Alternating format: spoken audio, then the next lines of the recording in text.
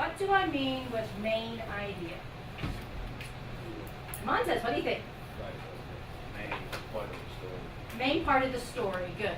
So when I talk about main part of the story, is everything important? No, not everything is important. Just like when you go home at night and the parent asks, how was your day? You don't tell everything, right? You only tell the main ideas. Okay, good. So main ideas are important. How do we find what our main ideas are? How do we find those? Yes? At the beginning of the story, if it's fiction, right? Okay. So as a writer, and we write paragraphs, where do we typically put our main idea within our paragraph? If we write a 5-sentence paragraph, where do we typically put our main idea? First sentence, second, third, fourth, or fifth sentence as a writer? Where would we put our main idea? Amadre? You put it in third or first? What do you think? Main idea. Another way of saying this would be our topic sentence. First sentence, good. It'd be our first sentence. So that would be considered a nonfiction reading, okay? First sentence. Our second, third, and fourth sentence in a paragraph, what would those be? If we have a topic sentence, main idea, what would... Well, details, good. And what would the detail or supporting sentences do for our main idea? Give more information. And that more information would do what? What would it do? Support it. And a lot of times that support comes through examples. Okay? It might come through maybe another story, a scenario, or an anecdote. It might also give us another more information that we might need. Okay? So today we're going to be looking at a nonfiction reading. Okay? What do I mean by nonfiction? Don't tell me fake. Yes. Not real. Well, that's another word for not fake. What do I mean if it's nonfiction? Nonfiction readings are full of not imagination, real life. All right, real life. So they're full of facts, right? Full of details and facts. Okay? So let's go ahead and open up our MCI book this morning.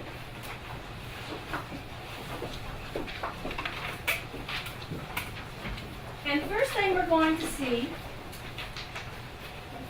is a reminder of what main idea and details are. And one of the key elements that we always use with our readings is a key important detail that we always use with this annotation. We want to have a pen in our hand, and while we read, what do? We underline what? What do we underline?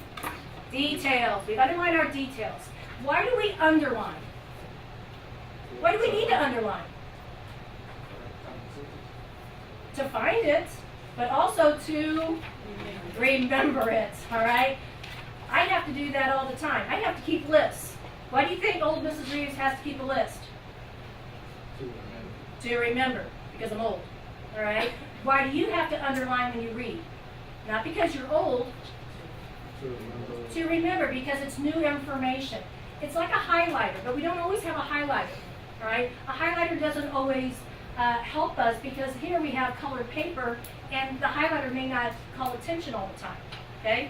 On the ACT, we can't use a highlighter, okay? It's against the rules. So we have to find a way to call attention to details in all sorts of situations. So underlining will help us, all right? So we're going to underline the details. What are we going to do to the main ideas? How are we going to look at those? We're not going to underline those. We're going to do something different. We're going to circle those, all right? Everything we read, everything we do in this class, we do the same way. We circle our main ideas. We underline our details. When we write, we circle our main ideas in our topic sentence. We underline our details in our writing so that we know that we have done the correct thing. Okay? So what is the topic of our reading today? Fire. Right next to that, write the word title. Okay? We always need to know the title. The title is our topic, it's our subject.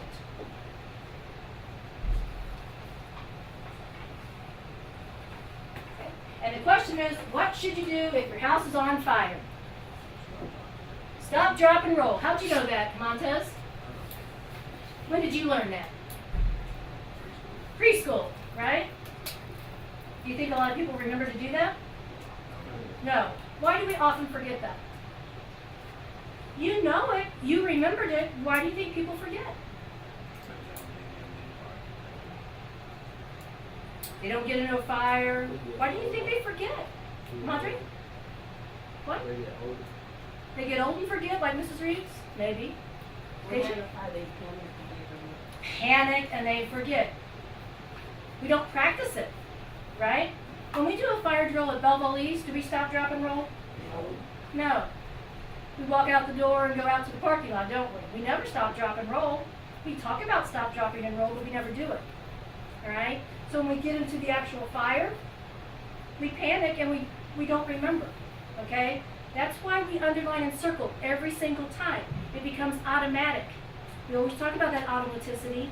It has to be automatic. So we should stop, drop, and roll when we do our fire drill too. Okay? So let's read. And as I go through this with you, I want you to underline, I want you to circle, and after each paragraph or section, I'm going to stop it. I'm going to ask somebody, what did you circle and what did you underline? So be ready for when I call on you. Okay, follow along. Okay. First thing is bold-faced. That is our subheading. It is where there's smoke. Your eyes flutter open. You yawn and start to roll over. Suddenly your nose wrinkles. There's a strange smell, almost like something is burning. You jump out of bed and race down the hallway. You screech to a halt at the top of the stairs. Giant flames leap at the ceiling. A dark cloud of smoke fills the room. What will you do? How will you survive? What is a key detail there? What is a specific information that you want to underline there? Montez? Giant flames. What's a key question that they're wanting you to respond to? Brittany? What will you do? Are you thinking about it? What will you do? We walk out this door, giant flames. What will we do? We're going to run through the flames? What will we do? Stop, drop, and roll. Stop, drop, and roll? I'm not on fire yet. Oh. Close the door. We need to stay in here, right? I'm going to see if I can fit through the window. Right? We got to figure out another plan, right? So we're already thinking. All right. There's fire. That's our next subheading. If you are ever in this situation, the most important thing is to get out of the house and stay out. Don't stop and take anything with you. Don't even get dressed. Fire becomes very dangerous very quickly, and getting out fast is critical. The faster you act, the better your chances of escaping. What is the key detail that we need to remember? Mario. Fire becomes very dangerous very quickly. What's another key idea? Brittany? The important thing is to get out of the house and stay out. Get out, stay out. Another one, Kayana? Don't stop and take anything. Don't take anything with you. Anything else? Deja? The faster you act, the better. I think that's real important. The faster you act, the better. Okay? That goes along with that automaticity. You can't think, what am I supposed to do? Oh yeah, stop, drop, and roll. What am I supposed to do? Oh yeah, this. It has to be instinct, right? Let's continue. Getting out can be tricky. It's not a good idea to open doors and windows during a fire. A fire needs oxygen to burn. With more air, a fire grows more quickly, and the damage increases. In fact, close as many doors as possible in order to stop the fire from growing. What's an important detail to remember about fire? Important detail. Devin, do you see one that's important about fire? Excellent. A fire needs oxygen. Do you recognize what a teacher does during a fire drill about the door? It's always closed. All right, the teacher's the last one out and it's closed. The last teacher out on a building closes the big blue fire doors. Okay, that's to keep the oxygen out. All right, in case of fire. Any of you taking home ec right now? In the cooking classes? Any of you ever had a grease fire in your kitchen at home? Do you use water on grease fires? No. What do you use? Flour. Flour. All right. So you already know some things about fires. All right. Good. Let's go to the top of page 7. If you do not, if you do need to open a door to escape, test the doorknob by touching it with the back of your hand. If the doorknob is cool, open the door slowly. If it is hot, leave the door closed and find a different way to escape. What does that mean if the doorknob is hot? What does that mean? Ready? The fire is close to the door. And therefore, if you open the door, what happens? The fire will get in because you're letting oxygen out. All right, so it's all about the oxygen levels. Good. Next paragraph. Smoke can be a problem when you're trying to escape. Smoke can be very dense, which makes it hard to see, and it is filled with chemicals that can make you drowsy. The chemicals are toxic or deadly. To make it easier to breathe, cover your mouth and nose with a damp cloth. Stay low to the ground. Smoke rises, so crawling on the floor will make it easier to breathe. Let's go back up to the second line, the word dense. Look at that word dense. What do you think dense means?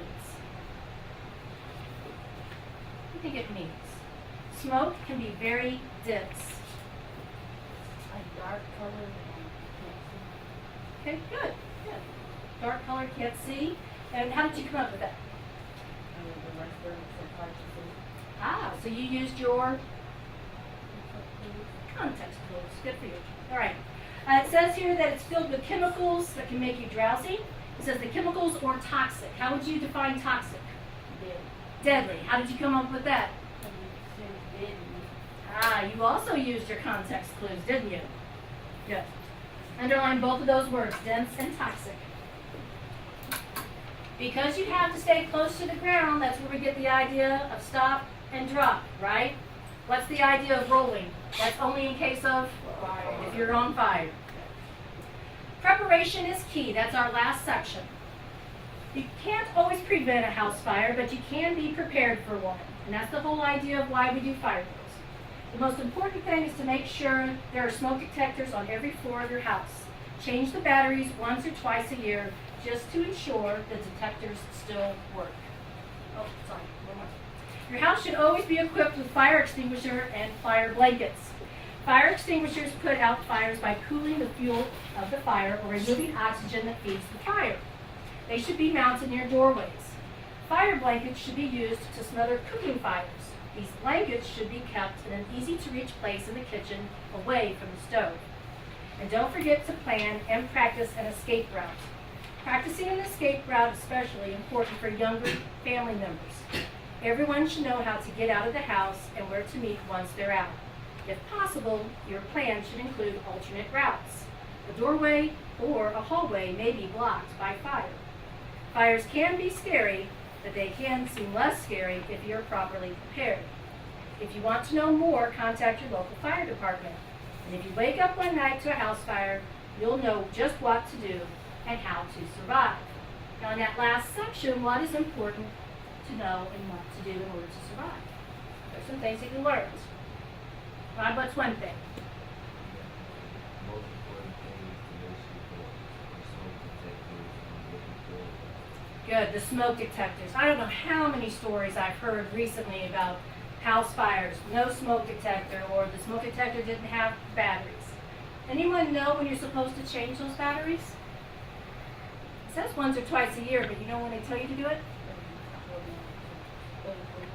Every 4 months would be great, but there's a certain time of year that they always remind you to do it, and it's a time of year that is specific. Is it the summer? Well, it's kind of like in the spring and the fall. There's something that we do twice a year that everybody does, and it's like, oh, while you do this, go ahead and change your batteries. We do something with our clocks. We said, Daytime shift. When the time changes. So they say in the spring, when we set our clocks ahead, we say when you go ahead and switch your clocks in the spring, change your batteries, and in the fall, when we change our clocks, go ahead and change those batteries again. That way you have fresh batteries. It has nothing else to do with anything, but since you're doing that, you might as well go ahead and do that little chore too. All right? Every 4 months would be great too. Yeah. Twice a year would be wonderful. Anybody have a fire blanket in their house? I don't. I have a fire extinguisher in my kitchen. I don't have a fire blanket, so I may have to get one of those. Any of you live in an apartment? So you all live in a home. Do you know how to get out of your home in case of fire? My Window? room in the bedroom, so it's Do you live in like a single floor home? no, I got 3 So can you get out of your without breaking a leg? Huh? Okay, all right, just checking. Both of my boys' rooms are above garage, so they have a ladder that they have in their room that comes out of their window in case, because I didn't like the fact that there was a garage right underneath because gasoline is in the garage and that's highly flammable, so we had to make sure that they had fire ladders in their room in case fire. All right, good. Being prepared is important. All right, let's look at our practice the skill. Okay, whenever we read, we need to go back and look at practice the skill and look at the graphic organizer that we get. And the first thing we look at is the main idea. And remember, the main idea isn't always specifically explained in the reading. We have to put it into our own words. All right. So let's look here. It says, read the second paragraph on page number 7. And write the main idea and then 3 supporting ideas that go along with that main idea. So let's look at the second paragraph on page number 7. It says, smoke can be a problem when you're trying to escape. Smoke can be very dense, which makes it hard to see, and it is filled with chemicals that can make you drowsy. The chemicals are toxic or deadly. To make it easier to breathe, cover your mouth and nose with a damp cloth. Stay low to the ground. Smoke rises, so crawling on the floor will make it easier to breathe. Now, at the beginning of class, we said main ideas are found where in a nonfiction paragraph? First sentence. So let's look at our first sentence. What is the main idea of our paragraph? Deja. Smoke can be a problem. What other word could we use instead of problem? It can be dangerous. It can be deadly, right? Okay, so any of those could be our main idea. Okay, so let's get that written into our main idea box.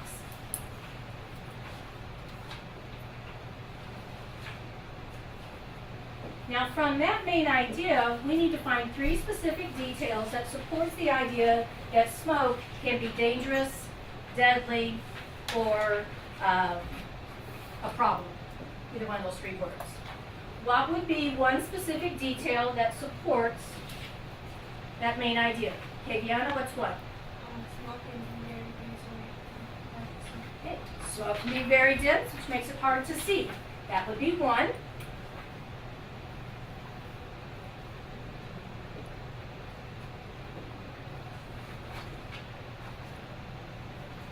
If we write it word for word from a text, using our textual evidence, what do we also need to have around it? Quotation marks, good. What's the second one? Camantes? Good. Chemicals are toxic or deadly. If we paraphrase it or put it into our own words, do we need quotation marks? No, we do not.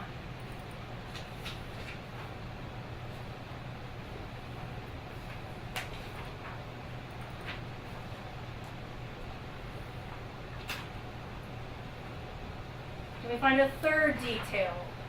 Devin? Okay, filled with chemicals that can make you drowsy. Are there more than 3 details in this paragraph that support the main idea? Yes. So if we had done this individually, you could have had the same main idea, but you could have supported it many different ways. Okay, that shows us that we have a well-developed paragraph and that we have a well-developed main idea. And so as a writer, we want to do that as well. Okay. Any questions on the main idea of that particular paragraph? I want you to look at question number 2. It asks you to read the second paragraph on page number 8. And it asks you to identify the main idea. I want you to do this now individually, and I'm going to call on somebody to give me that answer. Okay. Let's look at that paragraph on your own. I'll give you just a minute I'm going to call on someone. It might be someone who's been rather quiet.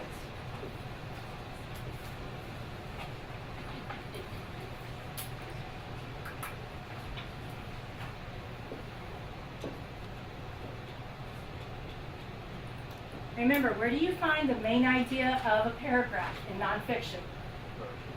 First sentence. All right, so focus in. So far, very good. See a lot of keywords circled.